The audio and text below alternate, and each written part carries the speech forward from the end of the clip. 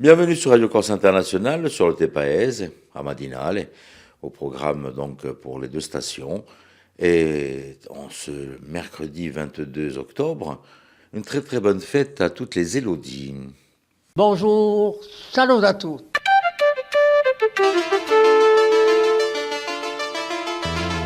All'ascolto di Radio Corsica Internazionale, prima Radio Corse. Je vais vous souhaiter une très très bonne journée en ce mercredi, au jour des enfants, même si c'est les vacances. Votre matinale, aujourd'hui au programme, comme d'habitude, la météo, de l'information, du turf, de l'horoscope. Invité du jour, on ira faire un petit détour du côté du centre culturel Una Volta à Bastia. Et puis bien sûr, on se retrouve pour la partie musicale sur la radio et la partie reportage qui continue sur Télépaèse. Pour l'instant, on va aller faire un petit détour sur la météo avec Philippe Jam. Le temps qui est en train de changer complètement depuis quelques jours. On va savoir un peu plus avec Philippe. Et bien sûr, un petit point d'information de ce jour.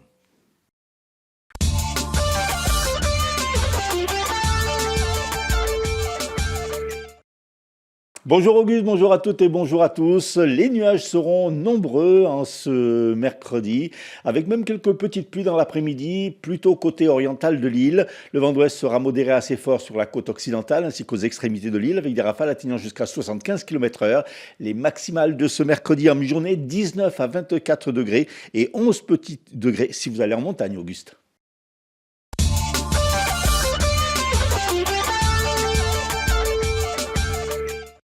Un incendie s'est déclaré hier aux alentours de 22 heures dans un appartement d'un quartier de Montésoro à Bastia. Le feu aurait été provoqué par un appareil électrique installé dans la cuisine.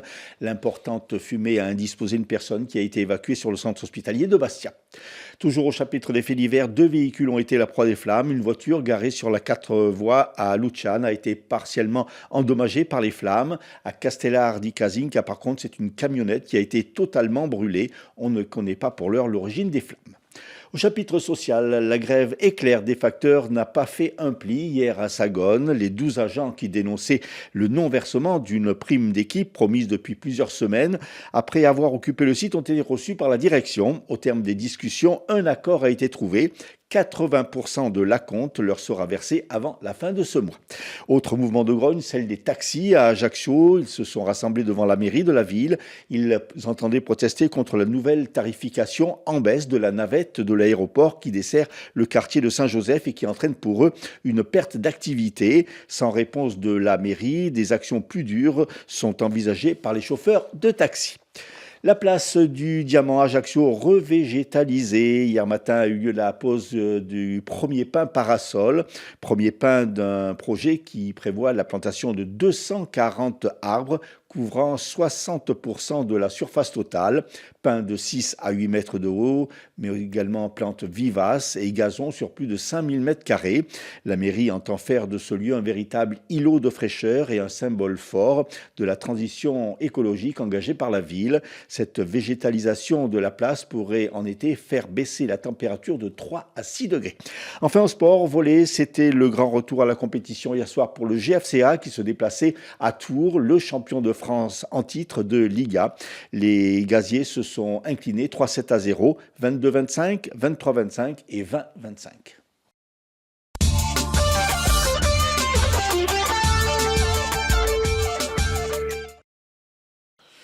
Merci Philippe. Merci Philippe. On vous retrouve tout à l'heure avec notre invité et bien sûr avec les titres d'information. Pour l'instant, on va aller faire un petit détour sur les hippodromes de l'Hexagone pour les pronostics hippiques de Rémi. Les pronostics hippiques de Rémi sur Radio Corse International. Bonjour à tous, ce mercredi, dans les bons coups du jour, nous serons sur l'hippodrome de Beaumont-de-Lomagne.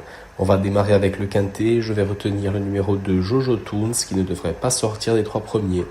Passons à la 3e course où le 4 Joselito du Vivier devrait lutter pour la victoire. Et on terminera par la 5e où le 3 Justin Ball devrait lui aussi lutter pour le succès.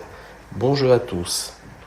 Merci Rémi. Et puis je vous rappelle que vous avez une très belle réunion qui est prévue donc à Calzarello, dans le Fiumourbo ce dimanche, à partir de 10 heures. Ça commence le matin parce qu'il y a des diffusions directes sur la chaîne Equidia. Voilà, donc pour les amateurs, ou vous suivez sur la chaîne Equidia à la maison au chaud, ou venez du côté de l'hippodrome. On se fait un petit point horoscope, hein, ça vous dit? Allez, c'est parti avec Paxi.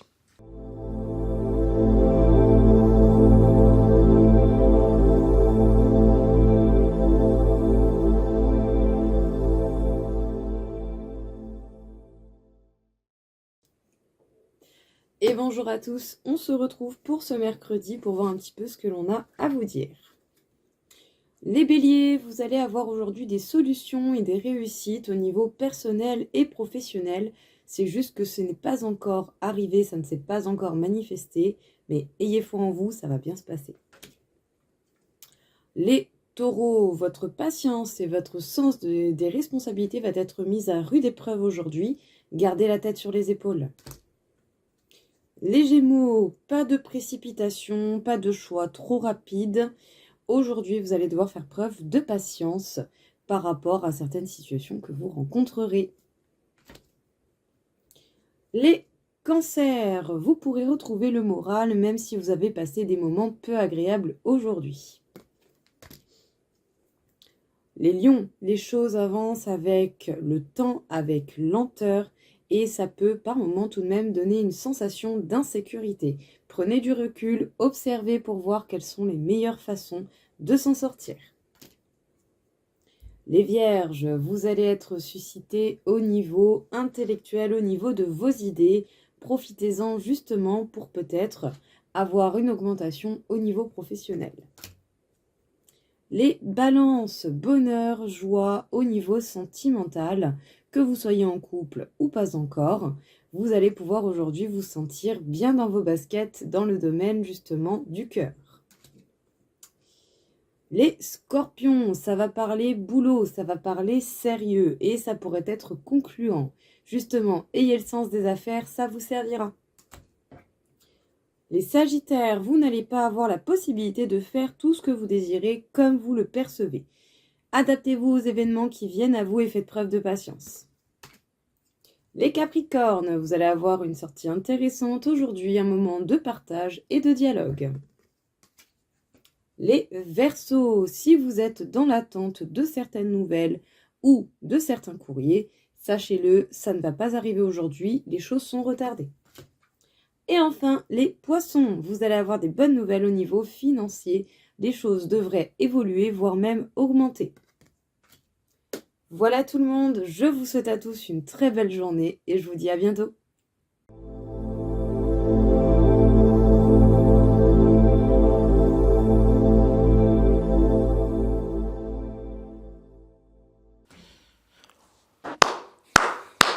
Merci Paxi, merci Paxi.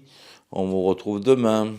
On poursuit, comme je vous disais au début de cette matinale, avec notre invité. On va parler de ce qui va se passer donc du côté du centre culturel Una Volta Bastia.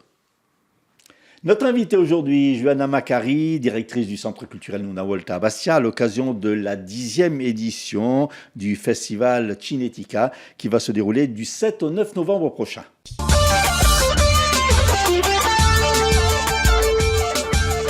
Johanna, bonjour. Bonjour. Alors, 10e édition de ce festival du film d'animation. Donc, un festival un peu plus étoffé, plus fourni. Un petit peu plus étoffé, puisque cette année, on a un peu plus d'invités professionnels. Et on invite notamment Stéphanie Cadoret, qui est réalisatrice, performeuse, enseignante-chercheuse également. Et on l'invite pour 2 jours de masterclass professionnelle et d'intervention auprès des lycéens en spécialité art plastique adjacente. Voilà, pour des ateliers, des conférences autour de l'intelligence artificielle, puisque c'est un vrai sujet dans le secteur de l'animation, évidemment, puisqu'il y a énormément de productions qui peuvent faire appel à l'intelligence artificielle et c'est un vrai danger pour le métier. Donc, on va parler avec elle des dangers, mais aussi des potentiels, des réels potentiels. Et puis, toujours en direction des professionnels, une masterclass autour de la performance animée en live. Donc, comment on fait du dessin animé, si je simplifie un petit peu, en direct sur une bande musicale quelle qu'elle soit. Donc ça peut être avec un musicien durant un concert ou sur une playlist enregistrée. Alors, c'est un festival donc du cinéma d'animation, mais c'est tout public en fait, c'est pas que pour les enfants. Oui, je me oui, tout rappelle à bien. fait. Et cette année, on a spécialement, je trouve, des films qui s'adressent vraiment à tous les Mhm. publics. Alors, c'est toujours le cas, mais c'est vrai que c'est jamais évident d'avoir un film qui puisse s'adresser aux enfants peut-être à partir de 5-6 ans Mhm. et à leurs parents ou grands-parents.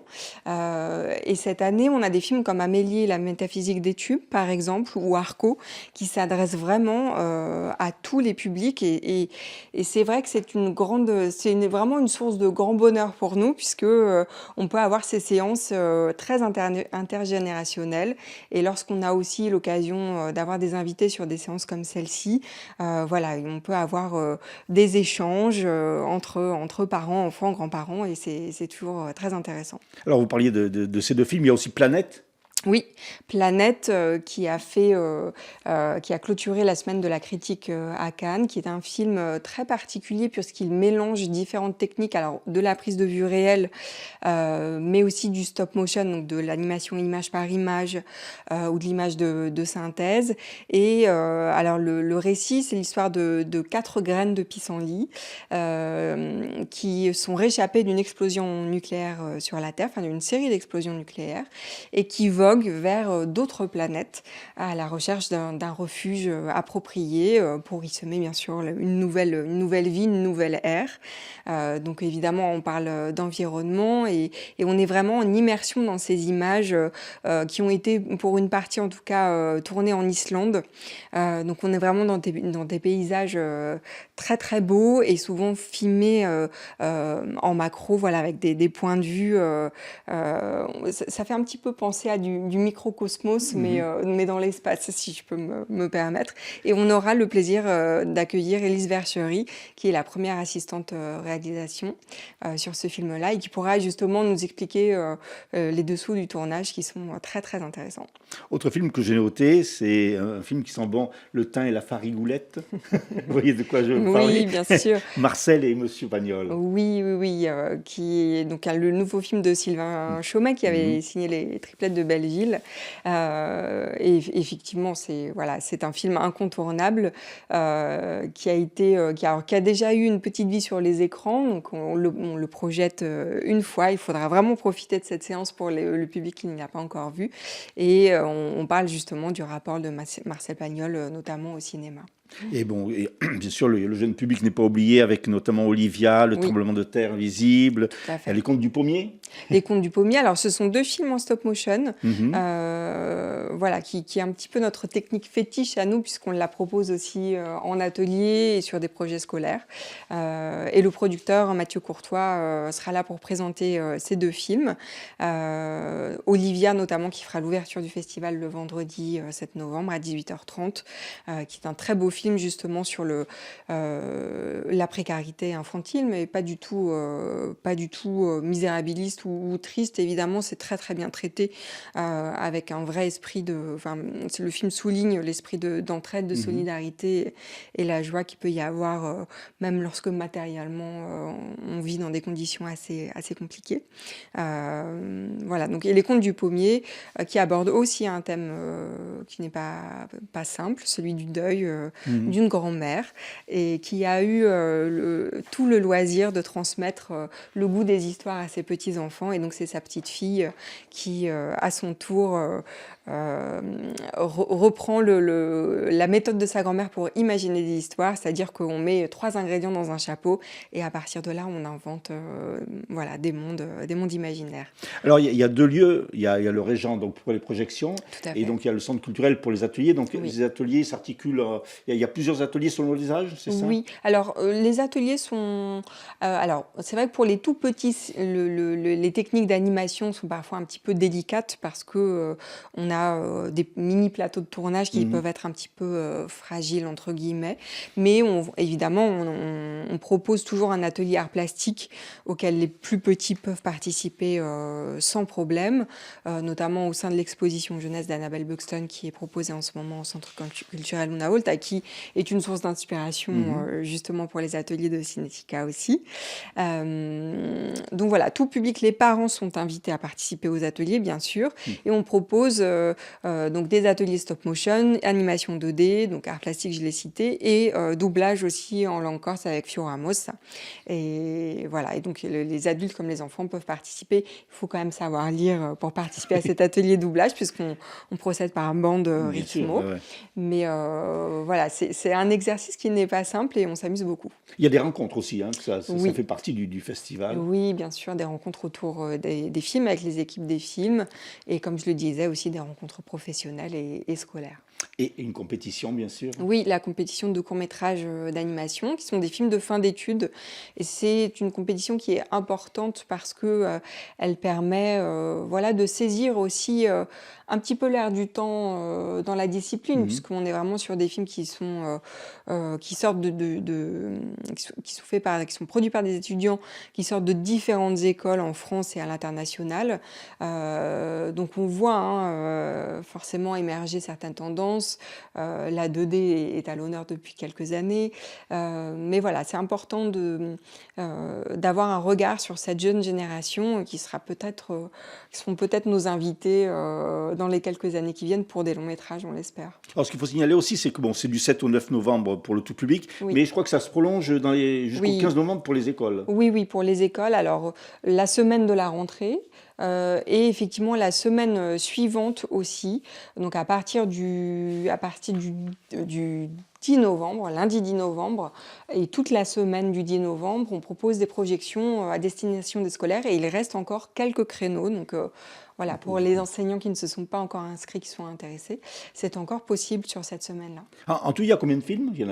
Alors, il y en a une douzaine. Une douzaine, oui. C'est ça. Hein. Donc, au Régent, et donc les ateliers à Una Volta pour donc ce festival, cette 10e édition de Cinética, qui a lieu donc du 7 au 9 novembre. Johanna, merci beaucoup. Merci à vous. Et puis, on ira voir quelques films.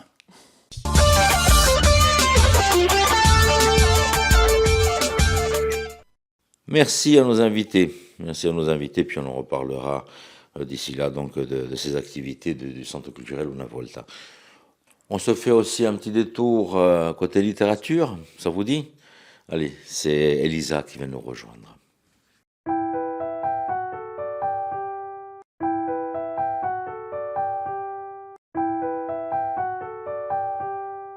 Et bonjour à toutes et à tous, je vous retrouve aujourd'hui avec plaisir, avec bonheur sur Radio Corse International pour parler littérature, pour parler livres, pour parler essais, pour parler romans, pour parler coups de cœur.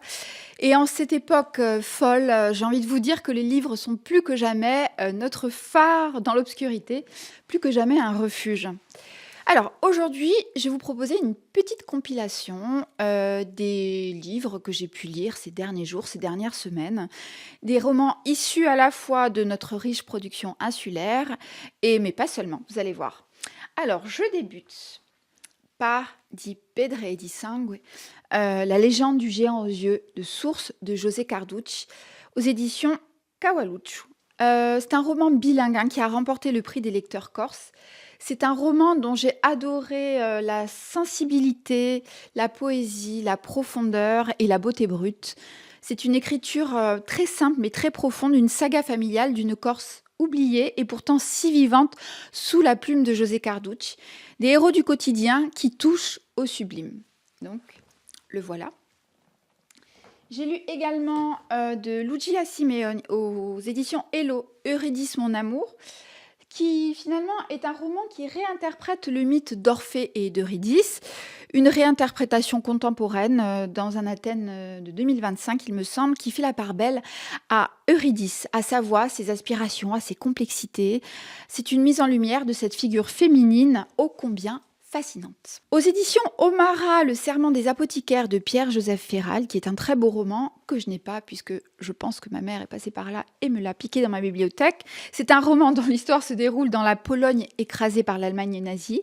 C'est l'histoire de destins croisés où la lumière et les ténèbres se côtoient, où s'entremêlent le tragique, l'amour et l'espoir, incarnés par un pharmacien polonais au cœur du ghetto juif de Varsovie, qui contre vent et marée va résister.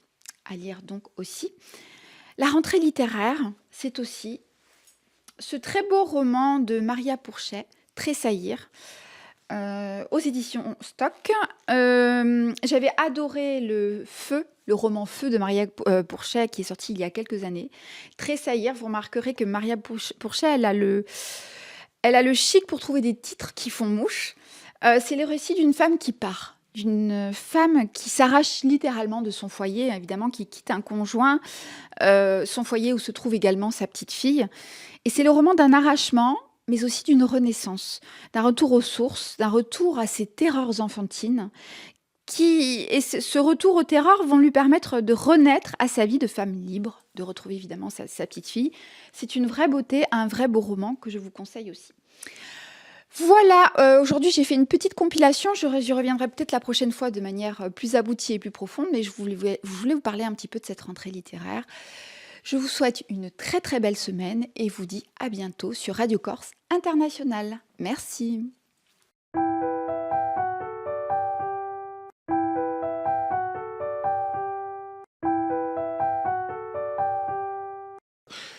On se refait un petit point d'information avec les titres de ce mercredi. Un incendie s'est déclaré aux alentours de 22h dans un appartement du quartier de Montésor à Bastia. Une personne a été incommodée par la fumée et transférée à l'hôpital de Bastia.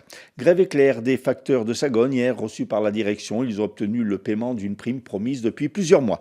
À Ajaccio, ce sont les chauffeurs de taxi qui ont manifesté devant la mairie. Ils dénoncent la tarification en baisse de la navette aéroport centre-ville.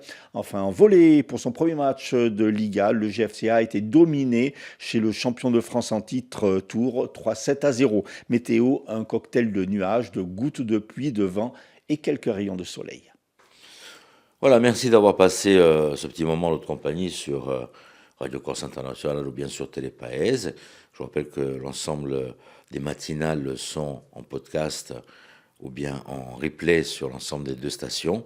Donc à vous de voir si vous voulez les revoir. N'hésitez pas à y faire un petit détour. Et puis si vous voulez écouter la radio, n'hésitez pas à vous connecter sur notre plateforme rci.websiteradio.co.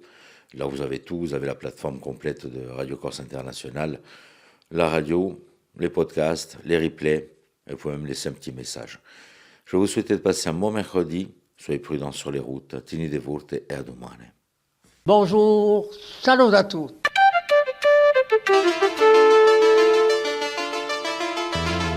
All'ascolto di Radio Corsica Internazionale, prima Radio Corsa. Siamo sempre qui.